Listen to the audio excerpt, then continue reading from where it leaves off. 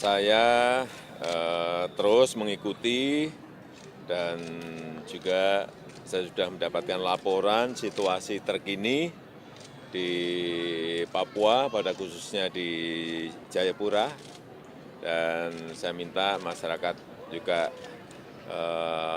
tenang, tidak melakukan tindakan-tindakan yang anarkis, karena kita semuanya akan rugi apabila ada fasilitas-fasilitas umum, fasilitas-fasilitas publik, fasilitas-fasilitas masyarakat yang kita bangun bersama menjadi rusak atau dirusak. Saya juga telah memerintahkan, sebetulnya tadi malam sudah saya perintahkan kepada Menko Polhukam pada saat rapat di Istana bersama Kapolri, Kabin, dan dan Panglima TNI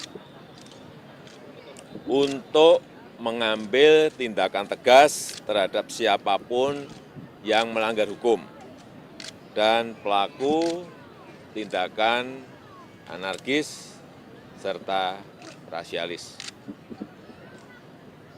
Saya perlu saya sampaikan juga bahwa saya, pemerintah, akan terus berkomitmen untuk memajukan Papua, baik di bidang fisik maupun SDM, agar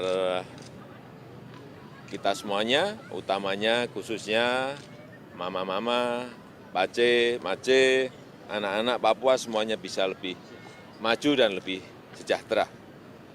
Dan mari kita semuanya menjaga agar tanah Papua tetap menjadi sebuah wilayah yang damai, tanah yang damai, dan saya mengajak kepada semua ketua dan tokoh-tokoh adat, ketua dan tokoh-tokoh agama, kaum muda Papua, untuk mewujudkan Papua yang maju dan tetap damai.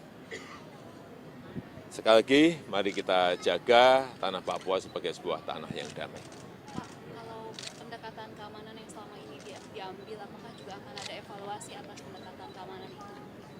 Ya, semuanya akan kita evaluasi.